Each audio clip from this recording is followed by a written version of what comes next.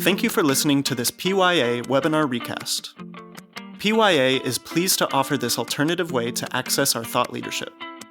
This is a recording of a previously delivered webinar.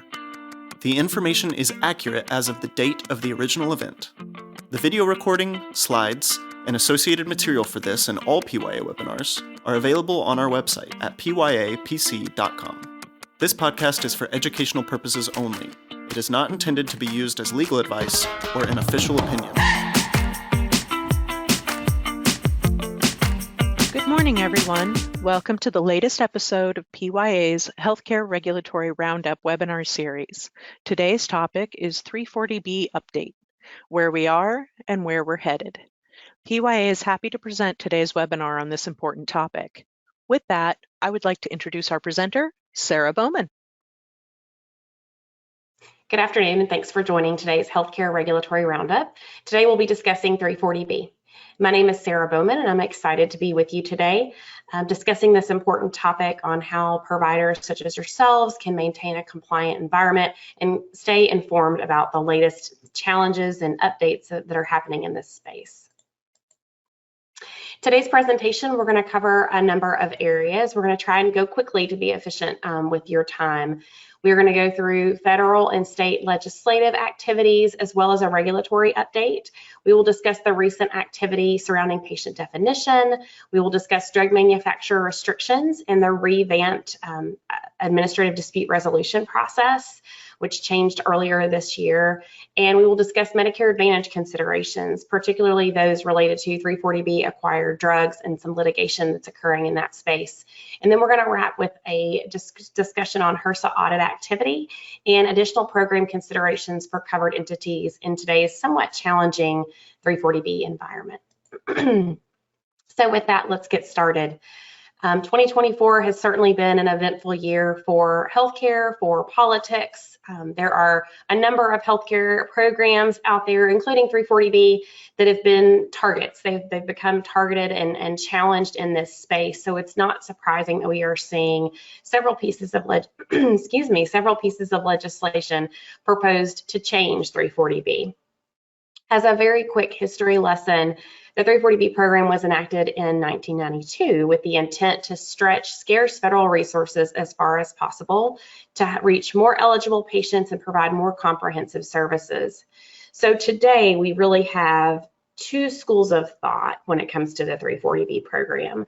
So one is the program is operating the way that it was designed. You've got covered entities that are participating. They are able to provide more benefits to their communities, offer services, have certain clinics open, flu shot vaccines, things like that. They're able to do because of the 340B program. So it's operating as designed, cost taxpayers nothing.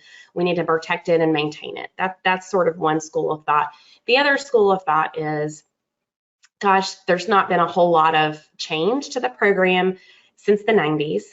There aren't a whole lot of black and white guardrails or parameters in the program. We need to change that. We need to maybe tighten up some definitions. We need to add perhaps some restrictions, some rules.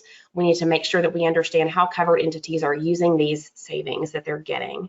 So the 340B program requires drug manufacturers that participate to offer significant discounts to drugs that are acquired under the 340B program. Obviously, every provider out there in the country cannot participate in 340B. You've got to meet certain criteria depending on your entity type, your provider type. For a lot of hospitals in the United States, that means meeting a particular DSH threshold, disproportionate share threshold of patients. So there are a number of bills. It's not surprising that there are a number of bills that are being put forward to potentially do just that, add some guardrails, add some structure, add some definition. And again, you've got kind of both sides thinking about how should we do this? How can we do this? I mentioned those two schools of thought. That's really what I mean when I say both sides. You've got people that are in the camp of let's maintain the program. It should stay, for the most part, similar to how it exists today. They're looking to add guardrails, add parameters, add definitions that help support the program, but that don't limit access or are not overly burdensome from an administrative perspective for any of the covered entities that participate. Then the other school of thought that's saying, we want to understand more about what's happening to the program. We want some reporting. We want transparency. So the bills that I'm going to run through have both of those schools of thought in mind, although some are more provider friendly than others. So the House Energy and Commerce Committee is considering two separate partisan 340B reform bills right now. One is the 340B Patients Act. The other is the 340B Access Act, which I'll discuss in a moment. The Pharmaceutical Access to Invest in Essential Needed Treatments and Support Act of 2024, or 340B Patients Act, it's a mouthful, was introduced back in March by Representative Doris Matsui from California. It was co-sponsored by 9 House Democrats and would prevent drug makers from restricting covered entity contract pharmacy use. It would also levy civil monetary fines on manufacturers for violations. So it would make sure that they have some skin in the game too. It is supported by a number of provider industry organizations, including the American Hospital Association, the Association of American Medical Colleges, and the National Rural Health Association, as well as 340B Health. And it has gotten some additional traction in September. So just last month, Senator Peter Welch introduced the Senate version of the 340B Patients Act. So we'll see how that plays out. The 340B Access Act, or Affording Care for Communities and Ensuring a Strong Safety Net Act, it was introduced in May by Representative Larry Bucshon from Indiana, along with 2 other ENC Republicans from Georgia and my home state of Tennessee. This bill would limit 340B hospital eligibility. It would increase reporting requirements and restrict the use of savings on covered entities. So it would add some restrictions there in terms of how covered entities are using the savings that they gain from the 340B program. It would also codify certain uses of contract pharmacies among a whole host of other changes. It would define the covered entity patient, which has been a subject of much debate that we'll talk about here in just a moment. It would establish child eligibility, and then it would require covered entities to use a sliding fee scale for drug discounts to pass those on to patients. You might be listening to this and thinking, well, that all sounds okay on paper. There are a number of organizations, including the American Hospital Association, that are really concerned about some of the more stringent terms and parameters that are included in this proposed bill. In fact, the AHA submitted a letter earlier this summer expressing some concerns about the impact to existing covered entity providers if this were to go forward. The narrow patient definition, some of the eligibility parameters would tighten. The American Hospital Association actually estimated that about 75% of urban DSH hospitals could be negatively impacted in terms of their ability to access 340B in the future if this moved forward. There's also the 340B Sustain Act. So the Sustain Act was brought forth by a bipartisan group that had actually put this together, requested information from both 340B stakeholders as well as drug manufacturers, and both sides responded with a number of comments. Generally, many of the components were agreeable for provider organizations and favorable. That was definitely reflected in the comments received. There were also some disagreements about the key components concerning the 340B patient definition and the requirements on spending 340B savings. Over the summer, additional bills were introduced that would designate rural emergency hospitals, so REHs, as 340B covered entities, allowing them to also take part in the program. And there were also bills that would extend eligibility to disproportionate share hospitals that are operating and physically located in U.S. territories, allowing them to qualify and participate in the program as well. So again, we continue to see a whole lot of activity in this space. So these bills, along with others, will continue to focus on putting some definitions in place, putting some parameters in place, increased transparency and reporting, and then potentially requiring some additional auditing or at a minimum some reporting of how covered entities are using their savings. So it's definitely fair to say that there has been and continues to be a lot of activity in this space. Whether these things will ultimately impact the way the program operates in 2025 or in the near future remains to be seen. In addition to the federal level regulatory and legislative activity that we see going on, there has been plenty of activity from a state level as well. So the restrictions that are being imposed by various pharmaceutical companies, paired with some of the concern about lack of black and white guidelines and definitions within the program and leaving a lot of things up for interpretation, has caused a lot of states to take matters into their own hands and craft their own laws around 340B requirements for their states. In addition, there are states that are putting forth proposed actions to help support covered entities in their states not have to be subject to the restrictions from from drug manufacturers on contract pharmacy drugs. So right now, you've got drug manufacturers that are restricting access to medications. Across the country, this is happening, and so you've got pockets of states, specifically the states that are pinned on this map, that are taking those matters into their own hands, trying to fight back and say that's not something that is going to be permitted.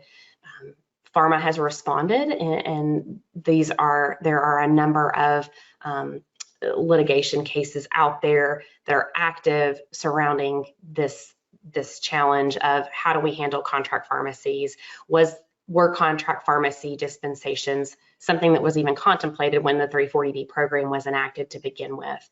And so you've got some folks that say yes, some folks that say no. The reality is most covered entities have contract pharmacy relationships and are expecting to be able to leverage those contract pharmacy dispensations as part of their program and receive those discounts.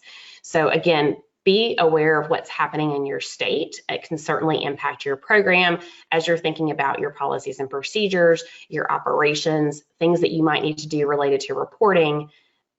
Sorry, I jumped ahead on my slides there. Things that you might need to be doing from a reporting perspective. Definitely be aware of what's happening in your state. So talked a little bit, I mentioned about patient definition being something that is definitely from a regulatory perspective, from a legislative perspective, it's being challenged, it's being brought forth as, gosh, we can't even agree, this patient definition is very gray. And so that is something that is at the heart of most of the legislative activity that we are seeing. Maybe not all, but certainly a lot of it. So it's one of the many gray areas of the 340B regulation. As it exists today, it really hasn't changed much from the way that HRSA defined it 25 years ago. There has since been some interpretations that we will talk about in a second with the Genesis case, but for the most part, a lot really hasn't changed in the 25 years or so that the 340B regulation and patient definition guidelines have been out. So those guidelines state that all covered entities must establish a relationship with their patients such that the entity will remain responsible for their care and maintain records of the individual's health care. And then it goes on to say that an individual is not considered a patient of a covered entity if the only care that's being provided is the dispensing of drugs, whether that is for self-administration or administration in the home setting. So that definition is what all of us within the 340B world have been working with for quite some time. Because of that, it is not surprising that there have been HRSA audit findings surrounding the patient definition for years. Most recently, and probably most notably, was the Genesis case. So the Genesis case refers to Genesis Health. They are an FQHC in South Carolina. They had a HRSA audit, and the results of which caused them to be terminated from the program. And at the crux of that were findings related to the patient definition. And HRSA said, this is above and beyond. This is outside of our patient definition. These patients shouldn't have been eligible for 340B drugs. Genesis said, we disagree. Here's our interpretation. Here's the way that we are understanding and operating our program. Genesis fought this finding in court, and they were successful for the most part. So a South Carolina District Court ruled that HRSA could not require that 340B drugs only be used to fill prescriptions originating from care with Genesis. So that was favorable for 340B covered entities for the most part, but the judge did not declare that this meant that 340B drugs could be used for any prescription for a covered entity patient. So they fell short of that. Genesis had allowed a 2-year look back period when they were thinking about how to define their eligible patient population, eligible patients for 340B. It's interesting to note that when we look at from a bigger picture evaluation and management coding guidelines for professional services, CPT coding guidelines state that for purposes of determining whether a patient is a new patient or an established patient of a practice, there's a 3-year window. So if you've been seen within the past 3 years, you're considered an established patient of the practice. And if you've been seen, if it was beyond that, then you're considered a new patient. So they were allowing us a shorter window than what is allowed under, from a coding and billing perspective, what is understood in the industry from a payer perspective. But they were allowing that 2-year look back period, and they were also taking some interpretations again on how they were operating their program. So that ongoing patient relationship kind of school of thought and the way to look at how you're defining your patient population for purposes of qualifying for 340B, it has been and continues to be an area that is full of lots of opinions and interpretations and has been challenged. But this certainly is an example of covered entities taking a stand, contemplating litigation when they are faced with adverse actions related to their 340B program. And for this situation in particular, the ruling was definitely favorable, although it's important from a covered entity perspective. If you're hearing this right now and thinking, gosh, should we loosen up our patient definition? Definitely think through that, work with your 340B legal counsel as needed, make sure that whatever decisions you make related to the patient definition are included in your policies and procedures, are auditable, are something that you all can support from a risk tolerance perspective within the organization, because that Genesis finding, the courts and HRSA have been very specific to state that ruling is only applicable to Genesis at this time and can't be used or applied for other covered entities. In fact, there is a statement to this effect on HRSA's website under their patient definition. I think it's their patient definition education session of their website actually lists this out. So definitely take all of those pieces into account. And if nothing else, it's a good time to look at the way that you are defining your split billing software parameters, the way that you have your program set up, and see if there are any changes that need to be made there.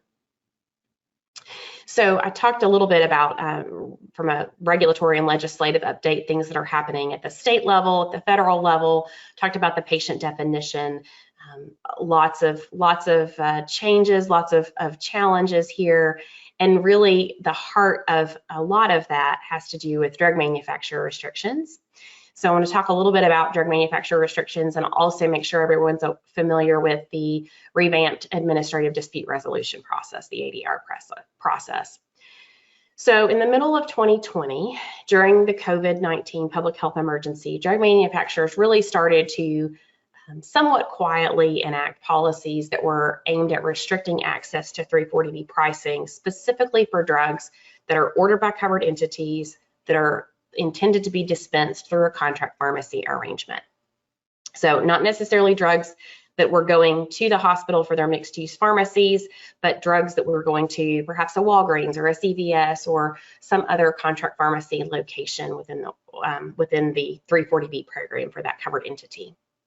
There was a lot of industry chatter surrounding this. There was a lot of pushback. There were challenges, as you might imagine, because the impact to covered entities on these changes were definitely felt by covered entities, and the impact was pretty significant for a number of providers.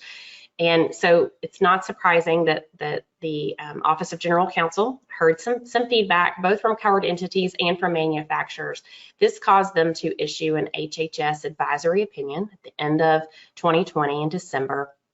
And that advisory opinion essentially walked through their fact patterns, their logic, and essentially stated that participation in the program is an agreement. The pharmaceutical company's participation in the program, that is an agreement to sell covered outpatient drugs to covered entities at a price that does not exceed the ceiling price. And so the advisory opinion went on to state that being part of the program does not limit contract pharmacy arrangements that a covered entity can enter into. So there's no limit on how many contract pharmacy arrangements a covered entity can have. And based on their interpretation, concluded that contract pharmacies are essentially acting as agents of the covered entity under these types of arrangements. So that was definitely favorable for covered entity providers. It kind of reinstated what they felt that they probably already knew, which was we have a right to do this. We have a right to have contract pharmacy arrangements, and we should be able to get 340B pricing and access to 340B pricing for all of our contract pharmacy arrangements under Bill 2 Ship 2, just as we have in the past. Unfortunately, that advisory opinion did not stop the restrictions or even really slow them down. Drug manufacturers are restricting access in several ways. Sometimes they are outright denying 340B pricing for items that are being shipped to a contract pharmacy location. Sometimes they are allowing certain contract pharmacy locations to receive 340B discounted pricing. So they might say you can have a single contract pharmacy that receives 340B discounts only if you as a covered entity don't already also have an in-house retail pharmacy. In addition, there are restrictions that are tied to contract pharmacy dispensation data. So we're now seeing requirements to report de-identified information to 340B ESP. So that data sharing that's being required.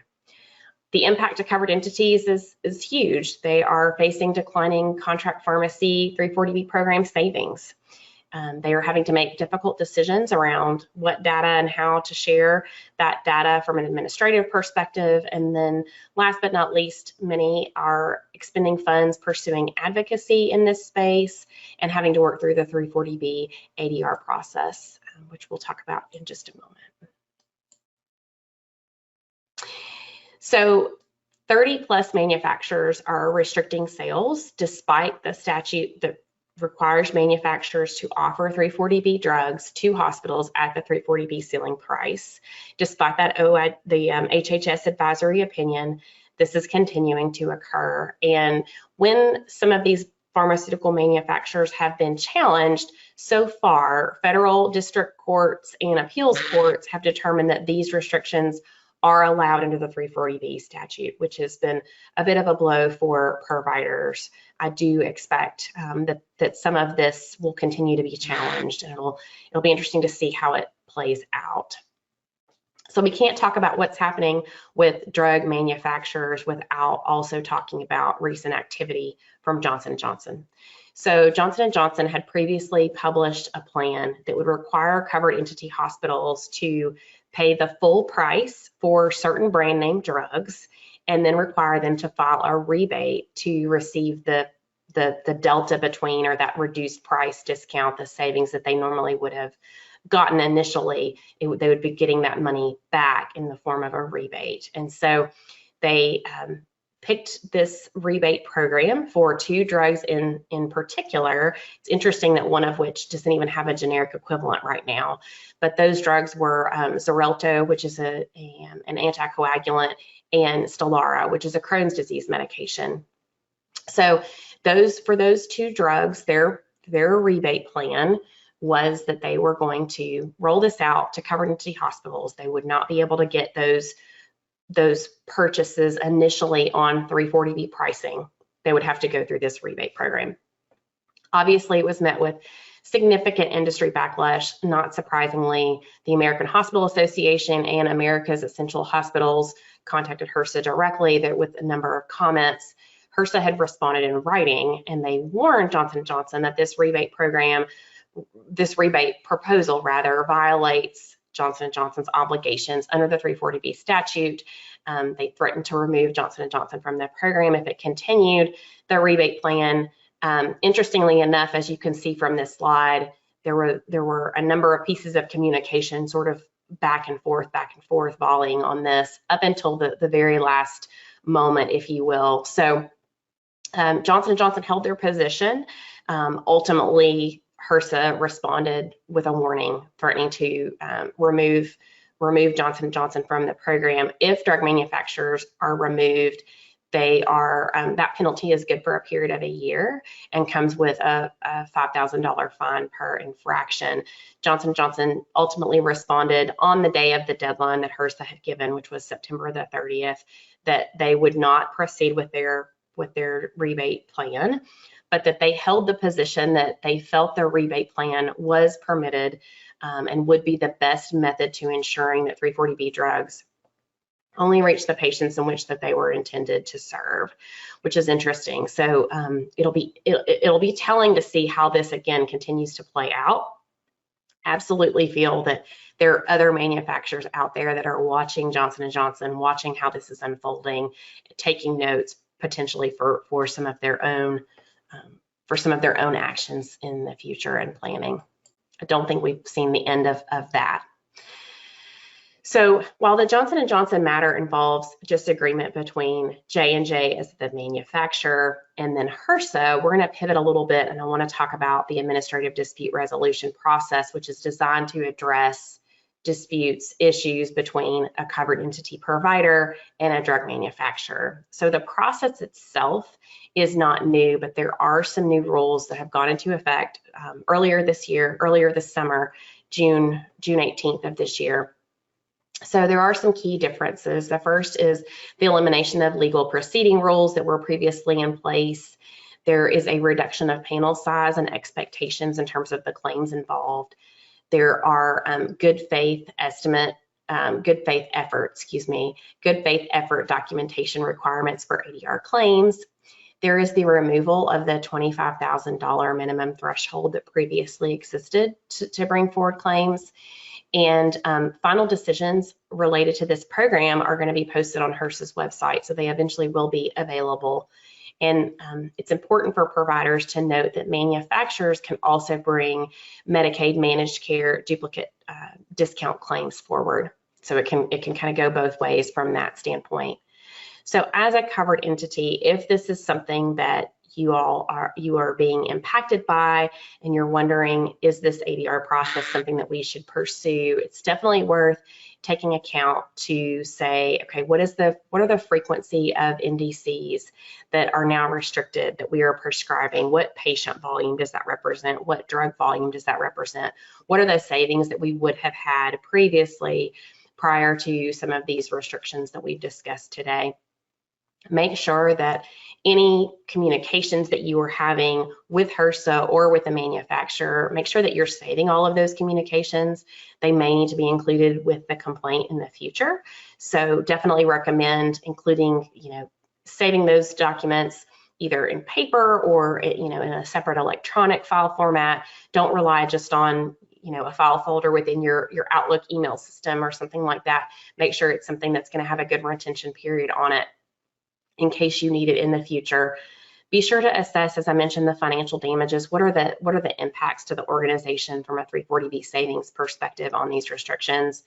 If you get into a situation where you are not getting 340B pricing is unavailable, make sure that you're notifying HRSA. Seek assistance. There are plenty of wonderful 340B healthcare attorneys out there that really specialize in this space. So seek assistance if this is a sizable issue for your organization, you're preparing to go down this ADR path. It's worth definitely talking with someone to see if you need some assistance helping prepare your complaint. And then consider negative impacts of contract pharmacy location terminations as well in your planning. And then, as I mentioned earlier, consider all state-specific laws that are surrounding this topic. Covered entities can join together to provide a more cost-effective avenue if needed for claims. This can also help HRSA by avoiding having multiple claims by multiple covered entities. But perhaps most importantly, if you think that this is something that you desire to pursue, if you are evaluating it, don't delay too long.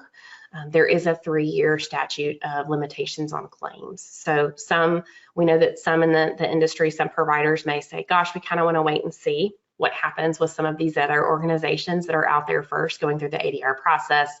That's fine. Just know that there really is a ticking clock on those claims in terms of what can happen after that period. So we've talked a lot about what's happening from a state perspective, from a federal perspective, and then from the drug manufacturer standpoint in terms of restrictions.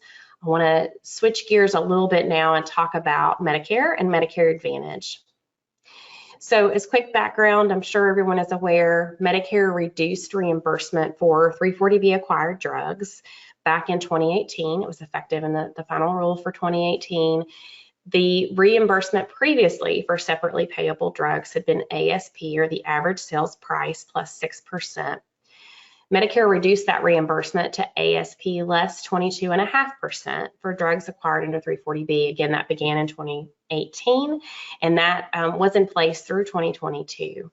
During that time period, there was lots of industry pushback, there was lots of activity, and there was lots of litigation in this space. Ultimately, the U.S. Supreme Court found that HHS had violated federal law when it reduced the Medicare payment rates in 2018. So Medicare reverted back to its prior payment policy of paying ASP plus 22.5. That happened in September of 2022 and was in effect going forward up until now, from 2023, 2020, and into 2024, where we are currently. In addition, CMS did a remedy, if you will, for that reduced reimbursement from 2018 through 2022 by giving lump sum payments to providers that were affected. And so those lump sum payments occurred during the first quarter of this year, first quarter of 2024, which was great. That was welcome news, certainly for providers in this space, for covered entity providers. But CMS fell short of addressing how to handle Medicare Advantage claims. Oftentimes, Medicare Advantage historically will follow Medicare guidelines from a policy standpoint. They do negotiate rates and terms with providers, but from a coverage perspective, have to cover the same things that Medicare covers, and oftentimes are paying based on a derivative of Medicare anyway. So it's interesting that there's been no formal announcement really on how to handle these Medicare Advantage claims. There are providers that are saying, hold on a second, you know, I got these monies back from CMS. Why am I not also getting funds back from Medicare Advantage plans? And so there are analyses taking place now. There are evaluations taking place. Generally speaking, your provider agreements, your Medicare Advantage contract terms will dictate how to handle any kind of a dispute on reimbursement, any kind of a dispute on payments or claims. But we really are urging impacted covered entity hospitals to evaluate the impact for their organizations. For some clients in some markets, the Medicare Advantage impacts associated with these reimbursement reductions are even greater than the traditional Medicare impacts. So definitely something to consider and work through, contacting your Medicare Advantage plans, seeing if you are able to get any kind of an adjustment there, or if that's something that could be handled in future contracting and future negotiations for future rate setting. So clearly, there's a lot of change and more anticipated change likely coming with the 340B program. There is some uncertainty around what the program may look like in the future, but for the most part, parties agree that this program is very much necessary, very beneficial, particularly for the covered entities and the patient populations in which they serve. So for the time being, we'd really encourage covered entities to focus on making sure that your program is really a compliant program, is strong, make sure that you're doing everything that you can from a blocking and tackling perspective. You're documenting everything that you need to, documenting the community benefits that you're able to provide as a result of your 340B savings. It's always a good idea to make sure that you're able to tell your story clearly and concisely as to how the program is benefiting your community. HRSA audit activity has continued. They are back to in-person audits. They have been for a while now. This slide in particular shows kind of the breakdown of audit activity. This is current as of September the 20th, 2024, because that is the last update date that HRSA has on their site. It will continue to be updated, so these numbers may continue to shift slightly as audits are completed or as covered entities that have received audits with findings submit their corrective action plans, and those plans are received, reviewed from HRSA, and accepted. Generally speaking, I think we can expect to see close to the same amount of audits in terms of volume. In fiscal year 2022, there were 199 audits. That dropped down to 159 for fiscal year 2023, although we may still have some activity there that's lingering to get posted. And then so far this year for fiscal year 2024, there are 63 audits that have been posted. Overall findings, if we kind of step back and look globally across those three years of audits, the findings can be summarized as diversion issues, duplicate discount issues, and incorrect OPACE record issues. So duplicate discount issues generally relate to Medicaid exclusion file errors. Either a client hasn't, covered entity hasn't included all of their information correctly on the Medicaid exclusion file, or they've put all of their information out there on the Medicaid exclusion file, but perhaps they've missed an NPI. We see sometimes things like that from time to time that haven't been updated. So that is a finding that has happened time and time again. Diversion is still a finding, although diversion as it relates to 340B is a little different from other drug diversion findings from a compliance perspective. Typically that means that a 340B dispensation went to a patient that it should not have. So that could be related to services that were qualifying that were rendered at an ineligible site, so a location that was not part of the 340B program, or it could relate to patients that were not outpatients at the time of dispensation. So if a patient had been admitted to observation and then transitioned to an inpatient status and then later received a 340B drug, for example, and we see those findings occurring. It's interesting to note that there are no patient definition findings happening right now as we look through. Incorrect OPACE records are a mixed bag. A lot of times those are administrative issues. They are clerical errors. Sometimes if your hospital address is 100 Hospital Drive and you have it incorrectly listed as 100 Hospital Lane, that difference there can be enough to have an incorrect OPACE record finding. So sometimes it's something as minor as that. Sometimes there are a little bit bigger or more substantial issues. So you may have an issue with your cost report filing date or the way that your cost reporting period was listed on your OPACE record. Oftentimes we're seeing that contract pharmacy information is not current. So either there's a new contract pharmacy that was added and that information didn't completely transfer over to the OPACE record for that covered entity, or a contract pharmacy relationship is no longer in place. So it's a contract pharmacy that is no longer being used by the covered entity, but they have failed to take it off of their OPACE record. We're also seeing findings related to child sites. So child sites not being listed or ineligible off-site outpatient facilities being listed on OPACE. So kind of works both ways there. So definitely take some time, make sure that you have a clean house, so to speak, on all of those low-hanging items. So I mentioned already, even with all the activity that we've discussed today, some of the litigation, the pushback, and the challenges, making sure that you've got things listed, set up correctly in your program internally is the best thing that you can do to continue to support your operations and continue to support the 340B program and the need for it in this uncertain environment. When we talk about how to support your program, when we talk about blocking and tackling, some of the things that we're talking about really relate to auditing and monitoring. You should have policies and procedures. You should make sure that those policies and procedures include any updates that might have happened now that we are outside the COVID-19 public health emergency, it's a good time to look back and make sure, is everything that's outlined current? Is it correct? Are the addresses correct? Does this reflect what we are actually doing today? Are your provider listings current? I talked about the OPA database issues. Those are easy fixes for an organization to avoid having findings later on down the line. We talked about policies and procedures a little bit, but really making sure, and it sounds very simple, but making sure that as you're doing internal checks, as you're doing internal auditing and monitoring, that any of the things that you are finding within an organization, that you're also taking action on that, you're trying to remediate those issues, and you're keeping a good documentation trail and saving those notes, saving those files. In the event of a HRSA audit, HRSA is going to want to see your proof of how you're dealing with your program issues and findings, and that you're maintaining some internal oversight over the program.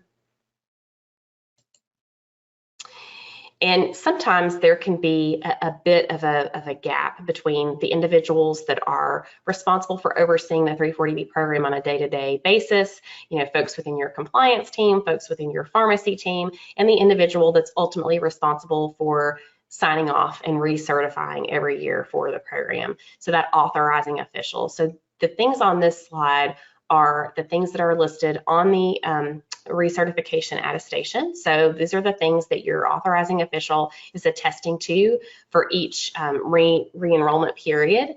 So they are attesting that everything on the OPA database is correct, it's accurate, that your contract pharmacy arrangements are in compliance, that they meet the essential elements, that as a covered entity that you meet all the eligibility requirements and that you are going to comply with all of the requirements, that you maintain auditable records, that you have systems in place to ensure ongoing compliance, that you're going to notify OPA if there are any significant changes to your program, and that you understand that you may be liable for any breaches if there are findings later on down the road that result in a 340B drug being given to a patient that was not eligible. So hopefully this content has been helpful as you think about supporting your 340B program and as you think about maintaining this environment going forward. We have more healthcare regulatory roundup materials coming. So next month we will be talking about the final rule. It's kind of hard to believe that it's already here. So we'll have a number of sessions there for you. Thanks so much for being with us today. We appreciate your attendance. Moderator, please close us out.